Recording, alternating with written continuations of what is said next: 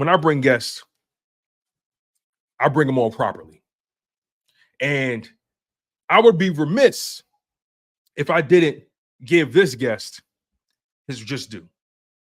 This brother was the former associate editor for the newspaper media group. Then he transitioned to Coach and Player magazine as a contributing editor and then became the deputy editor-in-chief and reporter.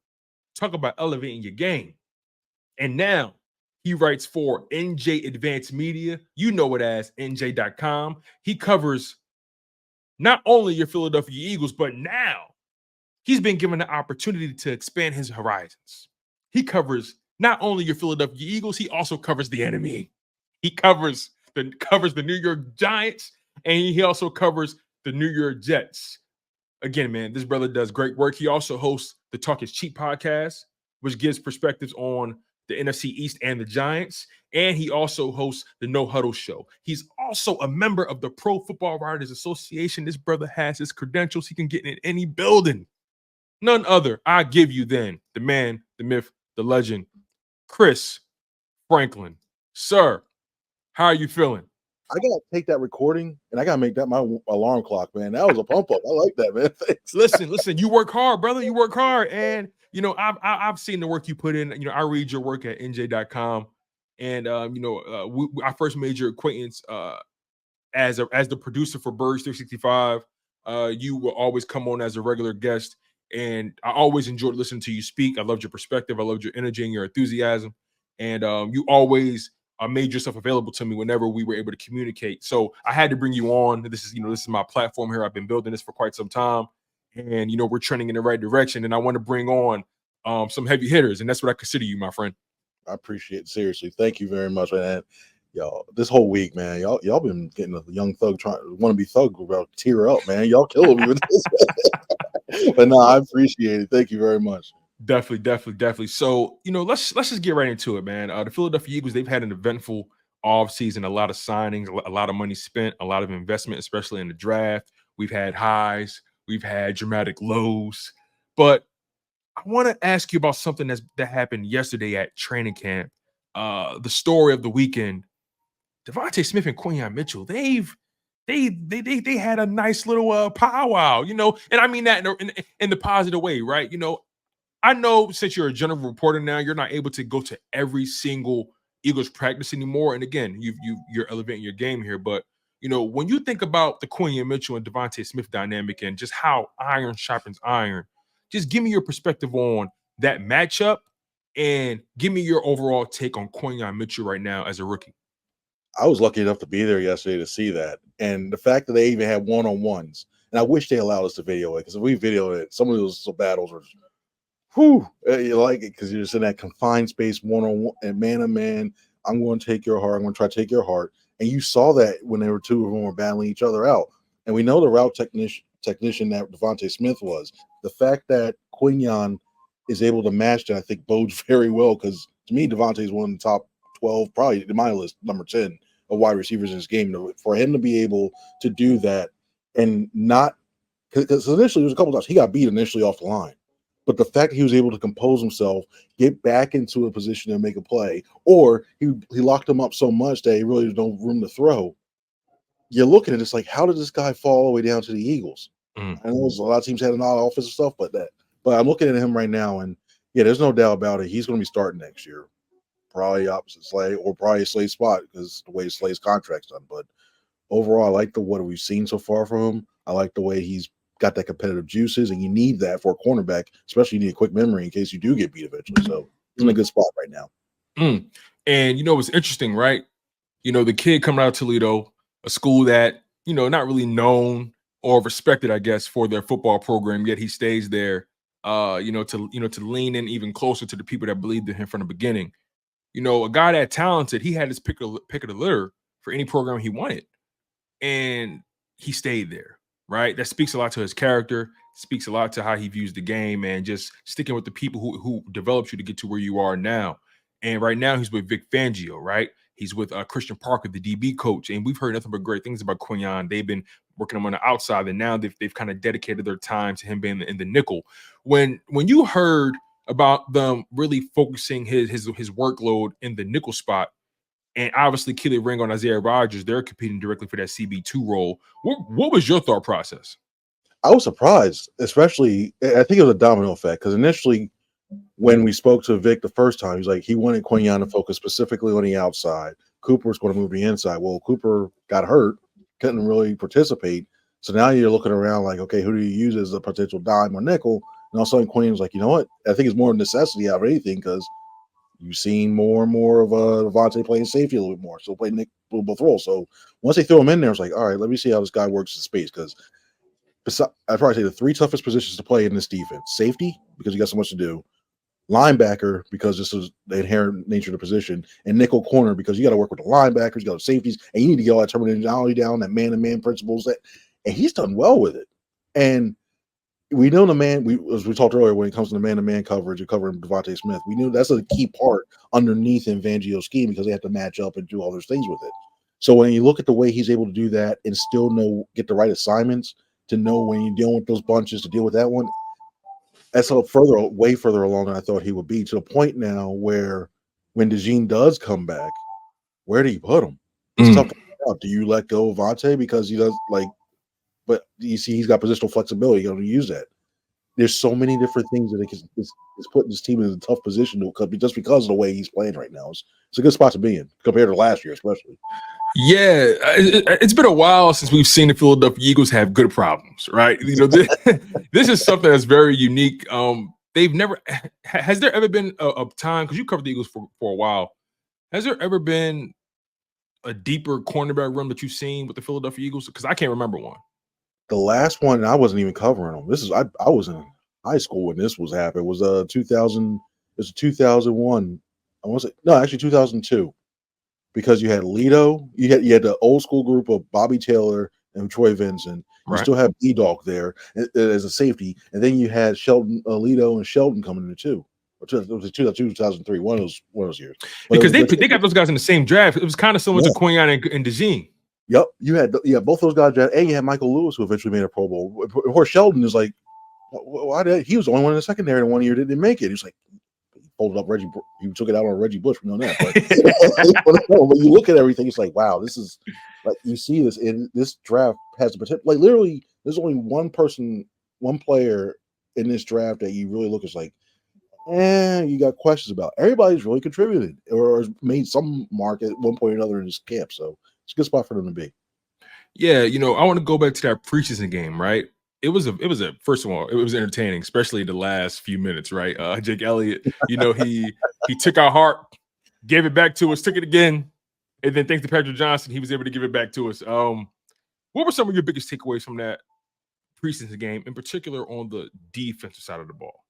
Well, first off, I remember somebody said the T word for tie, and I was like, "Oh, don't do this to us, please don't do this," because this is like preseason, and there was no overtime. But I was like, "Come on, don't put us in this position." Anywho, defensively, when you look at it, I thought the edge rushers did decent. They did better than what I thought they did. I still want to see more out of Bryce Huff.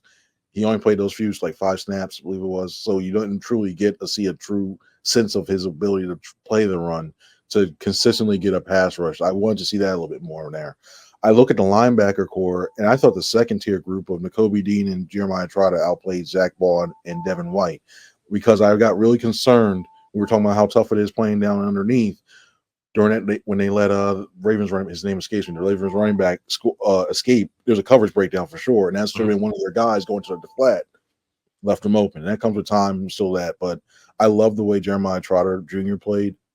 I still want to see coverage-wise. I think he's better, and I think Nakobe did well.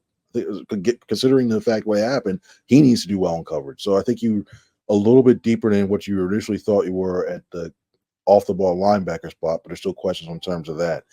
And then the fact that we look at Patrick Johnson, I think is key, because he's on the edge. Like, and I don't mean that like fairly like a punt on that one, but you look at that and you look at what they have. Jalix Hunt, they drafted him. He's not going anywhere.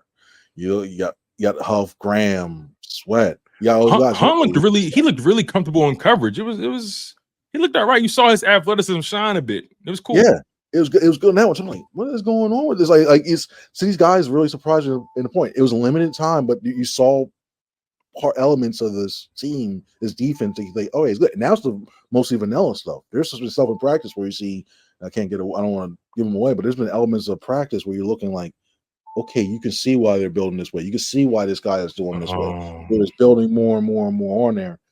And I trust Vic more than I thought. I thought like, okay, Vic does that. The reason why I think this defense is going to work this year as opposed to the level we saw last year is just not everybody wants to do the Fangio scheme, but nobody wants to evolve it. And Vic has evolved it. He knows it inside out. He'll make the change. Everybody just goes, oh, we saw Vic do this. Okay, we're going to just put this here. This is going to work. They've seen it already. So I look at that. I think you have a better option at. So I look at the way the guys played in preseason and putting that to what Vic's been doing on the field and practices. I think I feel a little comfortable about them. What about the offensive side? What were some of your observations in that game from that side of the ball? Will Shipley is playing himself more and more into getting more touches than Boston Scott did last year. I look at his game, and I just think you can't. There's no way, and we know Kellen Moore. He loves to use 2 back sets. Doesn't do a lot. Like he doesn't do it. He still does 11 personnel a lot. There's a lot. If you have Saquon Barkley and Kenneth Gainwell or Will Shipley after he plays well, I thought you can do a lot of stuff. I like the way the one element of his game that went unnoticed, not a lot of people are talking about, is his ability to pass block. And even though it was on that play where they sacked, they blitzed the 2 guys in the middle, he held his own with the 1 guy in it. He did the right thing going the inside guy. He couldn't get both of those guys. I played him the guard on that. And it's been changed a little bit. But I look at the way his pass blocking, and that's the way you get on the field. I think that's why you saw when you look at DeAndre Swift last year, that was issues. They took him off and put Kenneth Gainwell on because they had questions about his pass blocking. Hence, that's why I like what I saw Will Shipley on there. Wide receiver wise, I got questions about the depth after 4. Now, granted, we know AJ, we know DeVonta, Johnny Wilson. Can he do it? Yeah, he's like having a second tight end on a field at all times. You do that, but you don't want him to be a tell in the fact that, okay, he's on the field. Here comes a wide receiver screen, or here comes the ball run play. You don't want to do that one. So I think he needs to consistently catch the ball. And then so I dropped. I was like, that's the one thing I want him. He needs to consistently catch the ball. But other than that, Brittany Covey, I think, plays well within that confines. But once again, he has to play consistently and do that too. So I think somebody needs to come up from that third wide receiver. So I think that one too. And offensive line wise, Darren Kennard. I want to know where this all camp. He did not show. I like that guy. I like Darren Kennard. They had him playing the whole game, Chris. Yeah, it was crazy. Yeah. I didn't see that coming. I didn't see it coming either. I thought they were okay. They were mixing around, maybe move Fred Johnson to the right tackle, play some other guys stuff. But the fact that he played it, like, I'm not gonna say anything, like, for most of camp, he was getting beat a lot. And then see him on the field, like, and in a game action, and act like he was like trying to do his own Lane Johnson impersonation. Like, all right, you got depth thing. And you look now, Becton's you need somebody, because if Becton really does start at the right guard spot, I mean, Steen can play tackle, but that's his natural position. But if you get another guy like Kennard, does that put pressure on Fred Johnson? I like Fred Johnson. I think he can play both sides. I think he still stays on the team as well too. But you got options. That's the big thing I got to commend the front office for. They're deeper than what we've seen. They're as deep as 2022. They're deeper than we were last year for sure. So I feel a lot more comfortable with that. But Kennard, good job by him. Yeah, it speaks to their elevation in evaluation, right? It seems like their player evaluation this year is much better than it was the previous season. Now, could that be because you have more experience, a more experienced staff in the building, right? They pretty much overhauled that staff, right? You bring in Kellen Moore, you bring in Vic Fangio, you bring in Clint Hurt, you bring in Christian Parker. Obviously, Stoutland U is going to always hold true. They pretty much kind of revamped that whole staff. And now we're starting to see this team just looks deeper. They look really deep at running back. They look deep. They're deeper at corner. The offensive line. I mean, this is a very favorable position for them to be in. Let me ask you this though. We've lightly touched on so many various position battles, right? The wide receiver 3, Steen and Mekhi Becton at right guard, the linebacker with Dean, Trotter, and White and Bond, and then the DBs, right? Based off of the observations you mentioned, who do you believe elevated their stock through that first preseason game, and who do you think decreased their stock due to their performance? I think Trotter Jr. definitely increased his stock for sure. And I think we saw that yesterday. He got a couple snaps with the ones. And it's happened over camp, but I think it's a little like 2 or 3 more than normal is. I think he truly did increase his stock. Decrease his stock. I'd probably say Bond. Actually, no, I'd probably say White just a bit because in the coverage, that's his in the will. That's his main thing. Like even though like the middle linebacker, he mostly runs the deep area. But the will is supposed to be the most athletic guy that's going to flow to the ball, and that's what you want to see. And that first series, we saw they did it when it counted in the goal line stand when they stopped it at the goal line. They counted. But in terms of when it came to coverage, I think White was the one who took a back seat in terms of that. I mean, offensively, I look at when he comes to the offensive because they're a guard. I thought Steen held his own. He did that. I thought, well, especially on a bad ankle, and he gutted it out. That one block, he was trying to get somebody on one leg. I'm like, he sealed someone. He had one block where he sealed them off and created this huge lane for the running back. Only thing I would say about Steen is, the penalties. You got to tighten that up. You can have you can have 10 great reps, and that one penalty can lose you the game or kill the drive. So other than that, I think that's something I would just require Steen to clean up. But I think he played solid overall. Yeah, and it's like I remember that play too because he almost looked like he was trying to do a pick and roll. He rolled and then blocked the guy out with his back, and it was a lane, like a cleared lane that the back was able to go through. So I see that. Yeah, that's the one thing in camp they need to do. Yesterday's practice, there's a few pre-snap penalties that were unnecessary. I mean, you had Mailata getting one, you had Josh Sweat getting one. So funny, it's the same side. They're trying to go toe to toe with them, but yeah, that's the one thing I think this team really truly needs to clean up. Especially you get the first couple days in camp. All right, you get there, everybody's tired, not used to it. They're jumping off sides or they're jumping the snap. But to have that happen after you're one game in, you're still having it in those formations issues where guys not lined up properly or they're jumping off sides or false starts, it needs to be cleaned up. And I think that'll be an emphasis to see, especially in these joint practices coming up. Yeah, absolutely. Do you have any favorites? Some early favorites for guys who are going to make the roster, maybe some underrated or some dark horse guys that people aren't talking about so much. I'll start with this one, and we mainly talk about him in another position. I'm comfortable enough to go on a limb that I feel confident Bradbury's going to be on this roster, really, as a safety. Vic, and the one thing I really like about Vic Fangio is he doesn't BS people. He's pretty much like one of the. He's at grandpa at that point. You're like, he's an uncle that goes like, I don't care what I say. I'm just going to play bluntly and just say that way too, that way too. In fact, I quote, pretty damn good was what he explained how Bradbury was. Okay. And it's to the point where I think he makes the roster or he's traded and they get something of value for him. But if nobody wants to trade for him, I can see him remaining on this roster. He's doing that well. I think another guy that has done really well, looking at that potentially make a roster that maybe under the radar. I still like what I see out of Gabe Hall, the defensive tackle of Baylor. Anything flashy? No, but that's what you don't. He's not going to get you that push in the middle. I thought I would see a little bit more pass rush, but I like what he's given to you in terms of the run defense, and he's forcing two guys to take a couple people. So he's another guy I like as well. I would have said Tyler Hall for most of camp, but I didn't think he had. We saw what happened toward the end there. I didn't think he had a good game at all, too. But the other guy, see, it's tough. It's more of a special teams play in terms of that. Is Zach McPherson? You see Zach McPherson. He does really well. And if you look back on one of the punts, I think it was the third quarter, where he and Joe basically railroaded the gunner all the way out to the thing, all the way to the sideline, 5 yards back.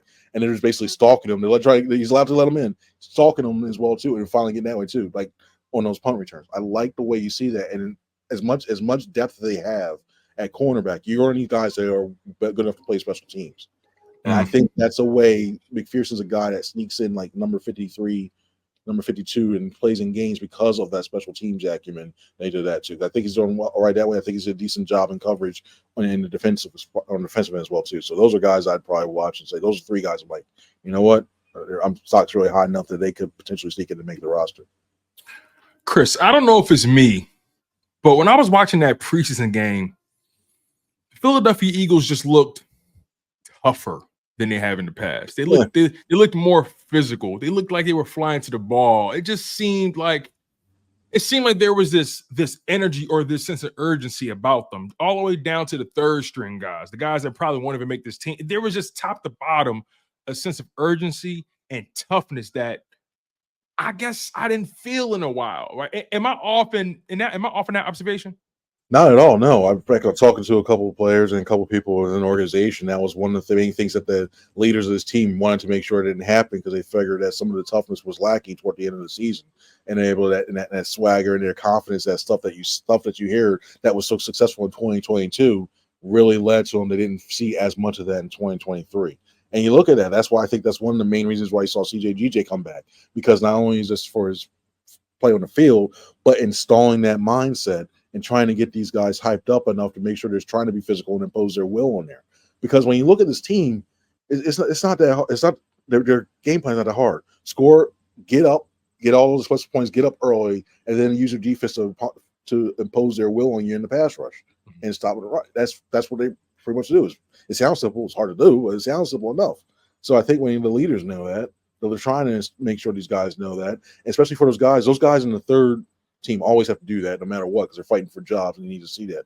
But for the fact that for those quasi starters, the guys like Nolan Smith to still be out there, still trying to throw his shoulder around, for all second teamers as well too, I thought that was really encouraging to see that.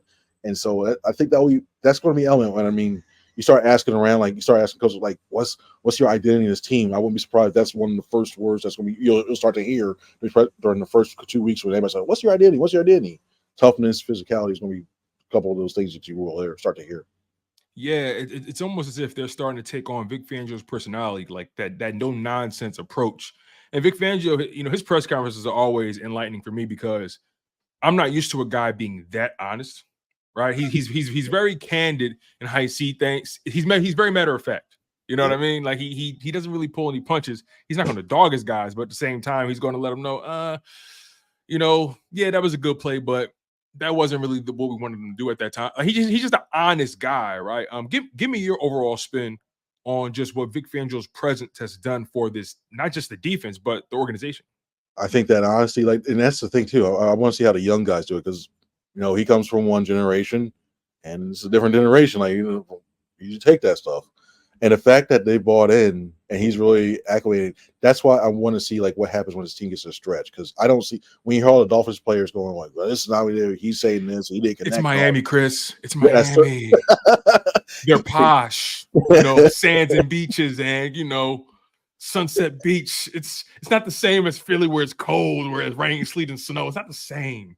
I was hurting too much to go on my yacht, and he yelled at me, so I need to go off to this 5 miles off the coast to clear my mind. Yeah, that stuff. Yeah, but yeah, I like it. I mean, he's working on it too. And I thought it was a funny little anecdote that Jalen Carter threw when we were talking to him about saying Vic. He say Vic was funny. He's getting after it. He even knows the pause game now. If you guys know, I don't know if it did, but the pause game, that he knows it. He's finally starting to get it. He's trying to acclimate himself and getting used to that. It's like he's trying. So you don't see.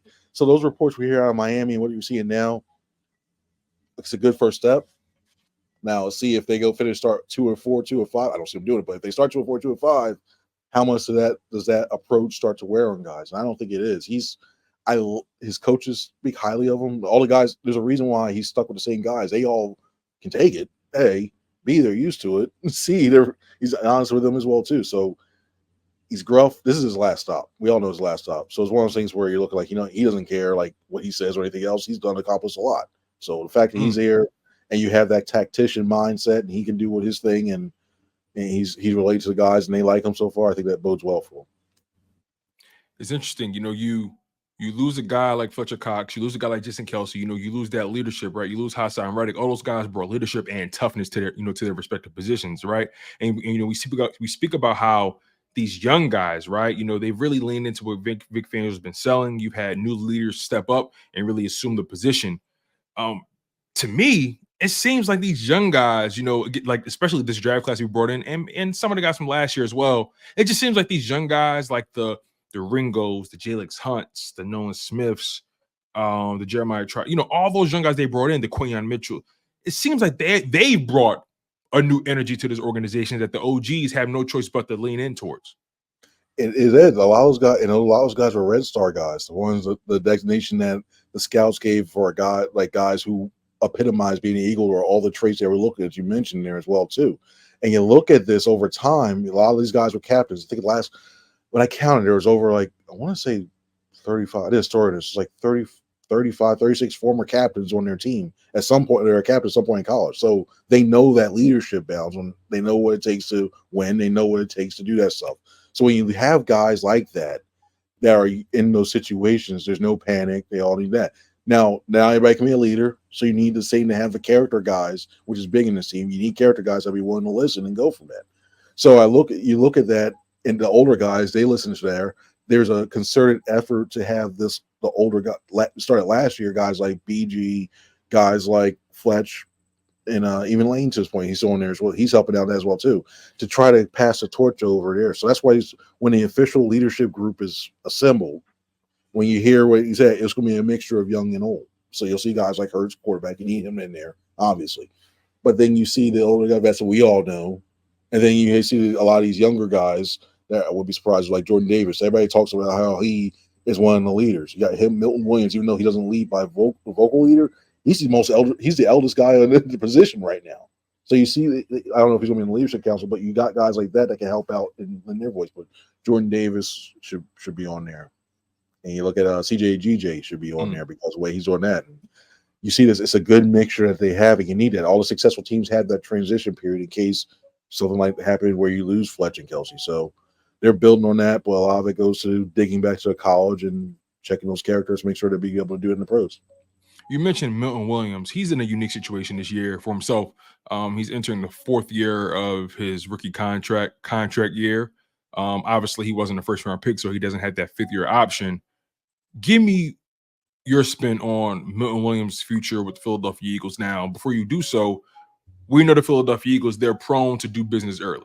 They're prone to get guys money out the way and just take care of you, right? Mm-hmm. While you give me your spin on the Milton Williams situation and the kind of season he's looking towards, think about this aspect as well. Is it fair to say the Philadelphia Eagles made him an offer, but he said, nah, I'm going to bet on myself this season. I got a strong feeling this is going to be a good year for me. I reached out to someone like sources, his mom on that. It's the fact like it's one of the, and that can go on. It's tough because it's always tough to read that team because whenever you try to, it's either like, okay, something's working, and they don't like with the guys, the agents and stuff like that. They like both sides are really quiet on that, really quiet right now. So there's a chance it can happen, but they really need to do it sooner than later because when you look at the potential edge rusher, interior linemen that are going to be available, and it's funny because I still think about that day that he was drafted with him.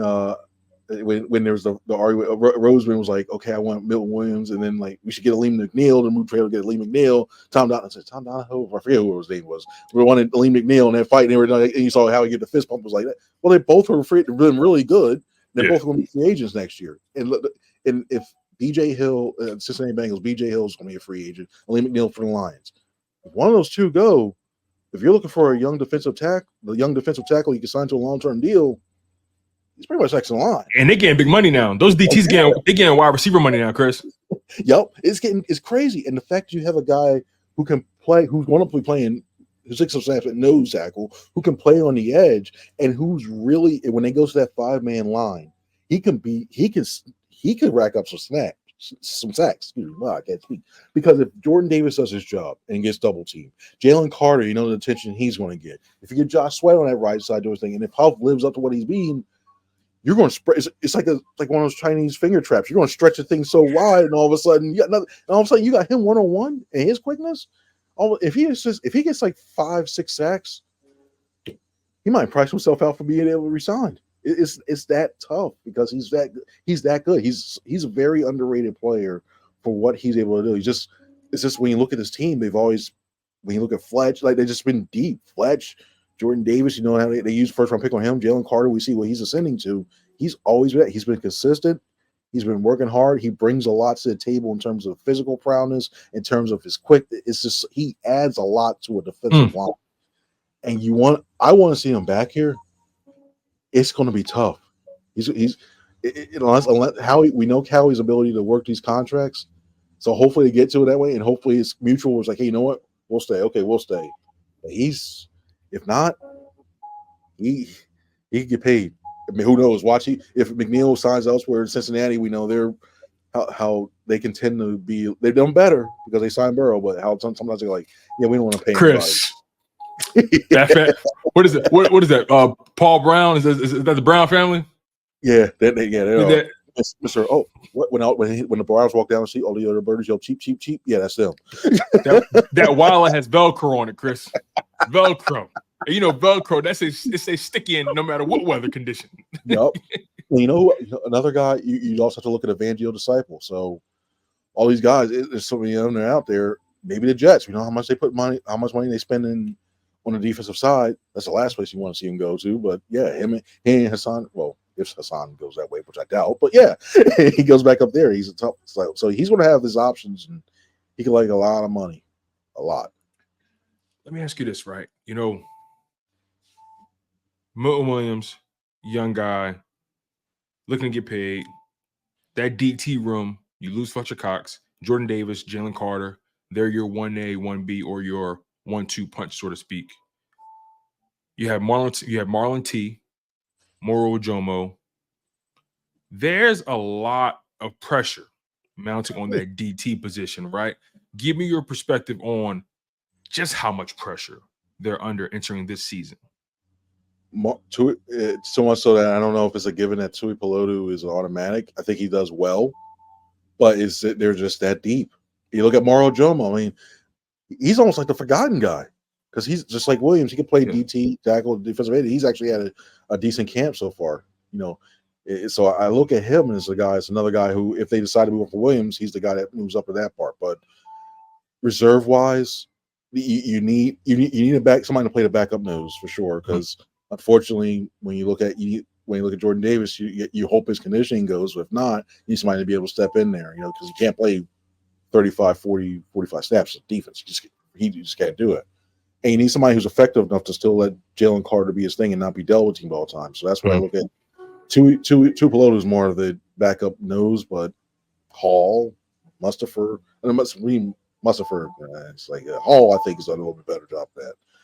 So they're deep in there. It's going to be tough. You maybe slide one of those guys on the practice squad, maybe two, but it's still something that's really tough. It's a good problem to have where they can rotate, and you need these guys to be versatile depending on the fronts they want to use, depending on the opponent. In order for Vic Fangio's defense to function the way it's supposed to, I want you to give me the most important person on this defense. In order for this defense to do its job, in order for this defense to function the way it's supposed to, who has to do their job? Who cannot have a bad season? Jordan Davis. He's the most important person on that defense. Break it down for me. We're there. Okay, here you go. When you have him, he's the vacuum. He is the gravity of that whole defense. Because if he gets blocked, like on that run play where they gave up in the middle, if he gets blocked by one person, you see what happened. Those linebackers, it's not like the old days where they had those 6'3", 245. Where's my neck roll? I'm going to go in there. They just don't have that.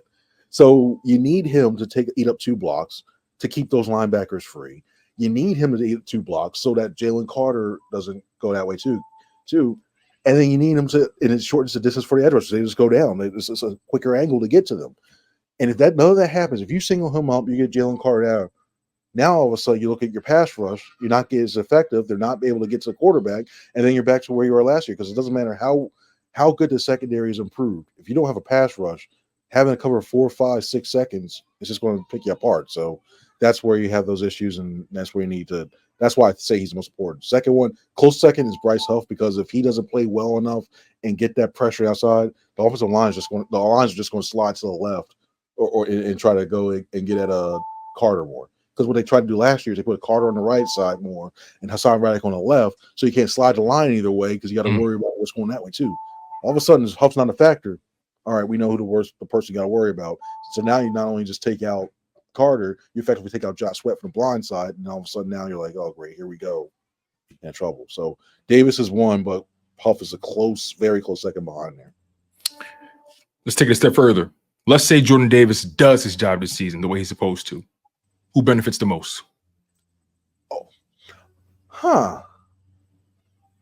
See, Jalen Carter's the cop out. I could say Jalen Carter because he's going to be that great. I think I think I'm calling it now. He's going to be second team All Pro this year. I really think he's going to be that good on that. So that one. Wow. The guy who I see is whoever is that whoever plays that will, most likely right now, Devin White, I think he's the one that's going to benefit the most. Because we know that when Devin White is doing his thing, when he's playing his assigned role, when he knows his assignment, when he can flow around, he can be disruptive, very disruptive. He can get in there. He can be the guy that you see like easily have 100 tackles, almost like he can be like your TJ Edwards that you're missing. So he's a guy. I look at that and I'm like, all right, cool. He can see that too. And to get him to move around flying, I think he does that too. The other one, I think that could be really good. That could really benefit if it's not Jordan Davis, is CJ Gardner-Johnson. Because the fact that I love this because the fact that when we all know how they start out with those two high safeties. Yes. So the way they rotate around and they use some of that cover 6 stuff and everything else, you can manipulate to the point where Johnson can go closer towards the line of scrimmage, and we know how well he does jumping routes. And you just if you set up the right way in those zones, he can be so disruptive in the run game by flying up. The safeties, that's what I mentioned earlier, safeties have a tough position. They have to fly. They're so far back. They're really reliant on helping out with a run flying up there, but also the pass game as well too with the rotation. If Gardner-Johnson, he can really have a good year because we got those outside guys now, Slay and Rogers or Keely Ringo. You know how well they can do there. Reed's going to probably be the back guy, the deep guy, no matter what, to let him fly around. And Gardner-Johnson can be able to fly right near the line of scrimmage and start watching what develops in there. Use that experience as a nickel corner, and we see what happens when he's done it. 6 interceptions in 2022. Flies to that. So that's why I think, even though it's Jordan Davis and he does a job in there too, he can be the most important guy. He can really turn the tide of this defense. You know, since you brought up CJ Gardner-Johnson, it made me think about the DB room. And I know we briefly talked about Isaiah Rodgers and Keely Ringo, and both of those players played on Friday against the Ravens. Ringo had more snaps, but I also feel like Ringo jumped off the screen more. And what I mean by that is, no, everyone thinks Isaiah Rodgers should be the favorite to win that CB2 role. And my mindset is, I think the jury is still out. The way Keely Ringo was so sticky in coverage, I can't just ignore that and just say, oh yeah, Isaiah Rodgers, he's the guy. I think Ringo's giving him a hard way to go. I think it was one of those things where they were looking at it and they felt like they had to force it to that side of Ringo because the coverage was good on the other side too. That's how good they both were playing at too. Quarterbacks felt like they couldn't look to the right, like, okay, let's go at Ringo, and Ringo was up to the task. So like, and you'll see something like that. I thought that bode well because Slay on his side. Teams are probably not to attack Slay as much, so they're going to go at him, Ringo, if they did that. The fact he did that is still good. I still want to see him. The thing I love the most about him is physicality. It's also the same thing I think he needs to reel in at times. That sneaky game of trying to be physical and getting your hands on guys when you're 10, 15 yards down the field. Mm-hmm. He doesn't have that rep yet. So, they're going to fight. Illegal contact. Illegal hands. Like, come on. But he's going to get that.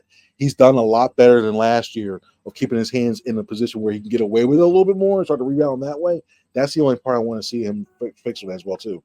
I think Isaiah Rodgers gives you a better chance to give you takeaways at the moment. Okay. But when you look at Ringo, if he can do something to the point where he gets an interception off of that, or he plays not only just plays to break up the passes, to put the safe route, but he's able to not only to create turnovers in that aspect, then I think it's a lock that he gets it. But it's an extremely close race, and I love Fangio's words of, yeah, you'll see literally like 2-3 weeks into it, these guys know, right? You don't know this time. This word. You don't know who's going to win that competition, but it's extremely, extremely close. Okay. Chris, like I'm so grateful for the time you've been giving me thus far, man. I'm really enjoying this conversation here. The last thing I want to do is abuse your time, my friend. I do got a few more for you if you don't mind. Yeah. When that line, just circling back to that linebacker position, right? We saw how well Trotter Jr. played and Nakobe Dean played in comparison to Zach Bond and Devin White. And obviously Trotter Jr. and Nakobe Dean had a lot more reps to be able to settle in. But let me ask you this question, because a lot of people are saying that come midseason, book it. Jeremiah Trotter Jr. is going to be starting over Zach Bond or over somebody, right? Let me ask you this. Is there anybody on that defense side of the ball that you don't project to be a starter in week 1, but they're going to be a starter before the season's over? Ooh.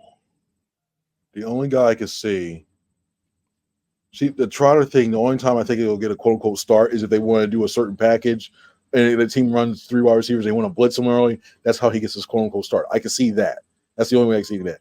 The guy I could see being the starter, maybe Quinyon. And that's a big if. I mean, that has to mean he's played so well. He's looking like Trayvon Diggs out there with an interception count in the slot, and then you're moving everybody else around like that. That's the only one I can see, because I don't see Sidney Brown thinks it's going to take a while to come back. So I don't see him overtaking, say, Blankenship or anything like that. So that's a ways away. Linebacker-wise, maybe Dean. But even then, Vaughn, the way they're using him, the way they're utilizing him with the blitzes and the edge rushing and stuff like that, can't see that. White, same thing. So, yeah, that's the only guy I can really see. Oh, you know what? Talking us through, Nolan Smith. He's the guy I say, if Huff is really not doing his thing in rushing the passer, then I think maybe you see Nolan Smith comes in. If Smith starts to stand out a lot more and Huff has his issues with stopping and run and is not as effective getting to the quarterback, I can maybe see Nolan Smith being the best guy, because every other position is tough. Chris, hold on. That's $51 million we're talking about. Yeah, I know. Bryce Huff. Yep. Are you sure? Because that would, I don't see. That's something that I feel like fans would say, "Oh, Nolan Smith, why he became a star over?" But at the same time, like, hold on, wait, at the expense of what? At the expense of this guy you spent $51 million on, making $17 million a year, the guy that you proverbially brought in to replace Hassan Reddick.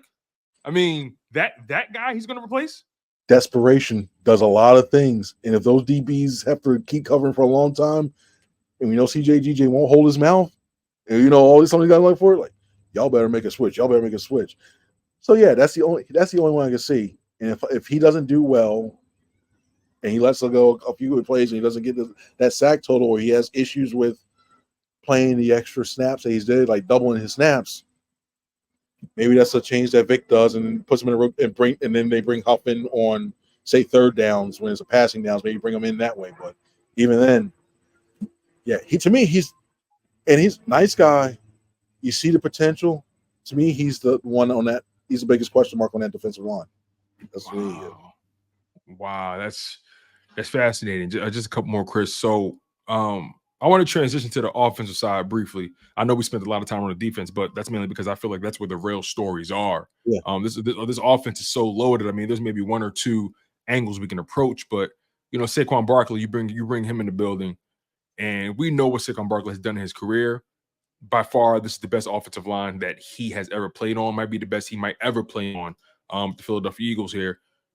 Speak on the impact that he's going to provide to that offense, as far as helping Jalen Hurts. And then take it a step further. Who do you think, not named Jalen Hurts, will benefit the most from having Saquon on that offense? It's almost actually, I can answer the same. It's the questions. The answer is two people. Okay. But I can answer them both with it. It's going to be AJ Brown, DeVonta Smith. Because what happened is last year we saw so many teams playing cover 4 or playing 2 deep high safeties because they didn't respect the consistency of the run game. The Eagles were always throwing first down, second down. And so they were playing their safeties back. AJ was going off early, but then you saw made that change. And it's like the Eagles didn't adjust that much and stopped the deep passes. Now that you have Saquon Barkley there, you can't play as much too high safety, because if you do, Eagles will go, all right, 6-7 yards first down, second and short. So it opens up the whole entire thing. So they're going to have to play one of those safeties closer to the line of scrimmage. And if you do that, you can't give help. If you want to go say, okay, we'll have the other safety go over AJ Brown. DeVonta Smith goes, all right, thanks. One-on-one to him, I'll take it. If you go, oh, wow, I want to roll to Devontae's side. I want to roll to the side where Devontae and Dallas Goedert are. All right, thank you very much. AJ's like, I'll take this one-on-one. And that's why I think you see, especially when they go, I think you'll see a lot of heavy trips to the right side or trips to one side and AJ Brown on the backside one-on-one. Because now you got to divert and with Saquon Barkley on the field at the same time, you have to divert so many resources to make sure those 3 receivers are covering that side. If you want to shade a safety, now the safety who's left by himself is stuck into a quandary. I have to respect the run. I have to watch Saquon because I have to help support that. But if not, I'm leaving my corner one-on-one with AJ Brown, and Kellen Moore's used a lot of option routes in the past. So if you do one-on-one and the safety and the corner wants to play press coverage, and AJ Brown one-on-one, he's just going on the outside. If the cornerback plays back, Brown's just getting free yards off of that, and then his ability to run after the catch comes to question. So just having him on the field just changes the whole entire the whole entire geometry, the whole entire thought process for a defensive coordinator. So much so that I'm like, how do you stop this offense? And that, you're probably going to blitz more, but if you blitz, you're not going to have the support from the outside. You need the answers. So that's where I think his biggest. He helps out that pass game so much just by being on the field. Last question, Chris. And again, I'm really grateful for your time, my friend. You've really given me a lot to work with. The people are really, the people are really loving your perspective right now.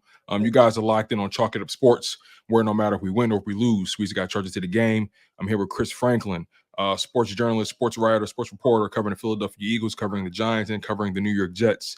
Chris, we spoke earlier in the show about the highs and the lows, right?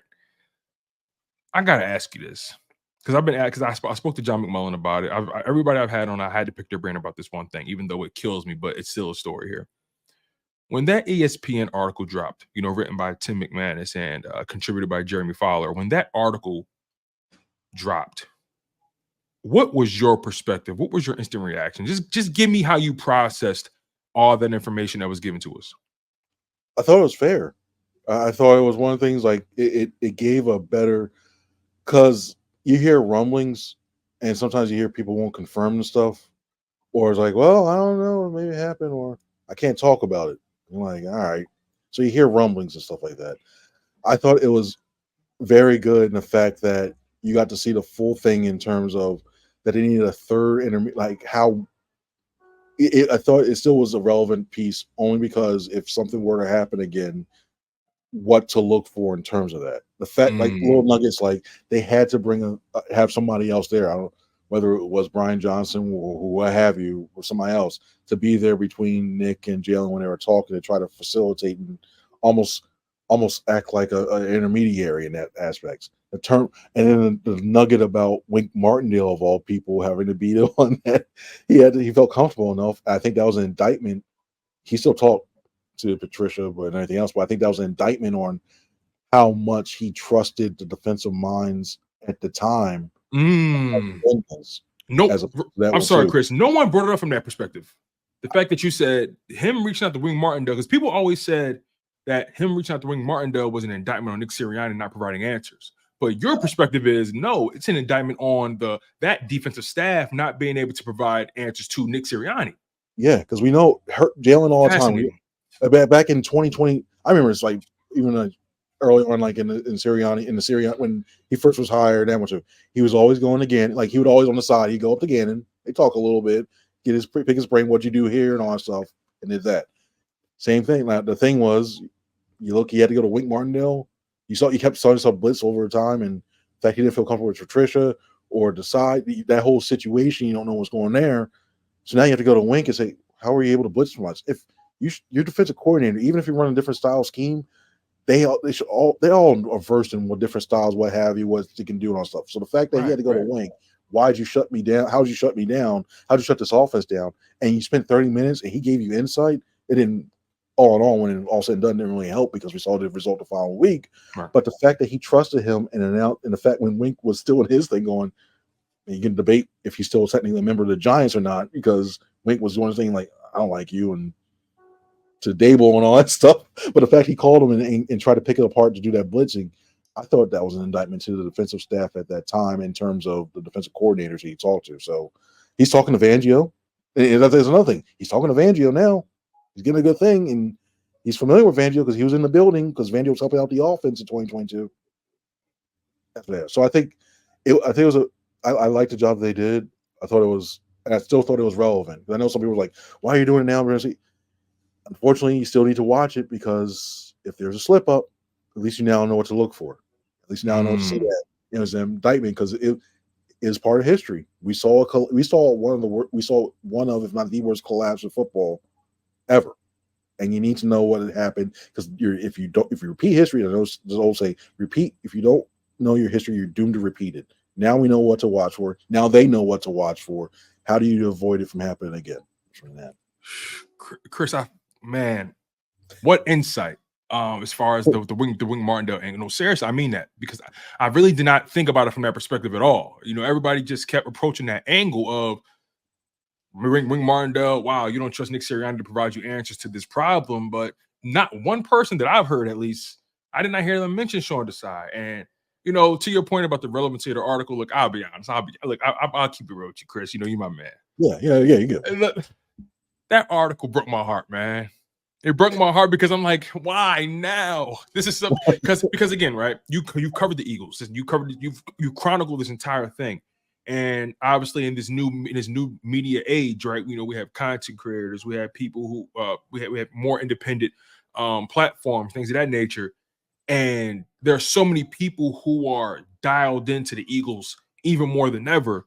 To me, at least, everything in that article, excluding the Wink Martindale angle and the fact that Jalen Hurts wanted a more complex offense, those two angles were, in my opinion, worth noting.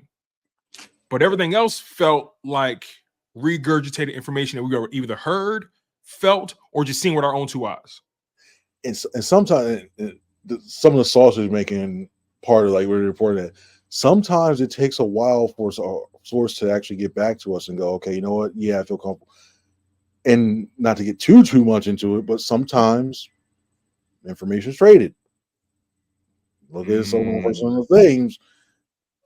Some information could be traded sometimes. So it could have been one of those things where information was traded and the timing may happen. I don't know this. I'm not going to speculate. I have no way of saying, you know what, I know this happened or happened. No, I got you. Hey, listen, I feel you. You've seen that. I'll protect you, Chris. I got you. You hear stories about that sometimes in terms of that. So it could have been one of those things where maybe the source felt better now that the season was over, or maybe they felt strong enough that they can go through it. So that's why it's not. Sometimes it's like the timing is not like, oh, it's his birthday. Drop it now. It's not like this, but sometimes it's just the way it pans out. Sometimes the way it comes together, it happens that way. The other thoughts like, oh man, it was perfect. Hey, I can imagine Hurts just walking to the facility now. Happy birthday, man. Oh, thank you very much. Oh, by the way, there's an article that came out, so we got to talk a little bit. All right. Everything was going too good, right, Chris? Everything was going too good, man. Chris, you've blessed my channel. You give me a ton of insight here. You give me more insight that I can even ask for. You're forcing me to think about a lot of things differently. And my friend, I'm just grateful for your time. I'm grateful for your energy, my friend. Grateful for the hard work that you do. Covering the Philadelphia Eagles for NJ.com. Just covering the Giants and the NFC East and the Jets. Just covering the overall tri-state. I give a lot of credit to you, my friend. Is there anything that you want to promote here? Anything that you want to let the people know that you're working on? Anything to look out for you right now? I'm still getting my feet wet in this new role. It's an adjustment, but I'm still getting my feet wet. So I can imagine. It's an adjustment. So I'm still working on some stuff. I like nothing as a major. I know I will be at the final preseason game covering the Vikings. Got a couple podcasts doing this week, so I guess I'll plug those. The Talk is Cheap recording that tonight with Daryl Slater, the Giants, and then I got with Bob Brookover and Caden Steele, the No Huddle show. We're doing that, and that should be coming out some point Wednesday afternoon, Wednesday evening. So we'll have that, and I'll be watching along with everybody else in terms of that preseason game and those joint practices. That should be a lot of fun. I want to miss it, but that's going to be a lot of fun to watch that. Yeah, it is. Over-under on fights, I'd probably say over-under fight 1.5. I'm taking under because I think it's going to be one big melee, at least one. Let me ask you this, and I'll let you go, my friend. With the new role, covering a couple more teams here, assuming a few more responsibilities here, and you can either blink once for yes, blink twice for no. Is the scratch worth the itch? Is the juice worth the squeeze? It has opportunities to be very interesting in terms of getting to see the stuff from the league perspective and to get to see some of these Giants close. Because a lot of times, when it comes to the Giants, I have to read our other coverage. And that one, the Jets, they're an interesting bunch. They can make a Super Bowl run so they can see that. So I think there are opportunities there in order to do that as well, too. And there's still opportunities with the Eagles as well, too. So grow into this, see how it goes, and go from there. Okay. All right. I hope they're taking care of my man. That's all I'm saying. That's all. That's all I'm asking. Just listen. You just take care of me. I take care. One team, two more teams. Oh, Another show. Okay. All right. I just want to make sure everything is matching. Chris, thank you so much, my friend. You've been tremendous, man. I would love to bring you on again at some point throughout the season to cover the Philadelphia Eagles to get more perspective. How's that sound? That sounds good. I appreciate it. Thanks for having me on, man. Chris, good luck. Thank you, man. I couldn't be here without you, my friend. I appreciate you. You take care, all right? You too now. Have a good one now. All right, man. Shout out to my guy, Chris Franklin, man. You know, it's always fun talking to Chris. You know, Chris is just such a fun personality. Chris is warm, man. I feel safe talking to my man, Chris. You know, so shout out to my man, Chris Franklin. He does great work covering the Philadelphia Eagles, the New York Jets and Giants. His podcast, you know, they're growing and doing well. More responsibilities there at nj.com. Really grateful for Chris Franklin taking the time out. I made his acquaintance at Burge 365 on the Jacob Sports platform via John McMullen and Jody McDonald. And, you know, John doesn't work with slouches, man. And Chris Franklin is definitely not that. Does great work, a great writer, always has a very interesting perspective, and he gave me a ton of more perspective about your Philadelphia Eagles in terms of the Nick Sirianni and the Jalen Hurts situation, the defense. It's going to be a very fascinating season, you guys. We had to be honest about that. It's going to be a very fascinating season. It's going to be so much to discuss, so much to tap into. I mean, this defense is trending in the right direction.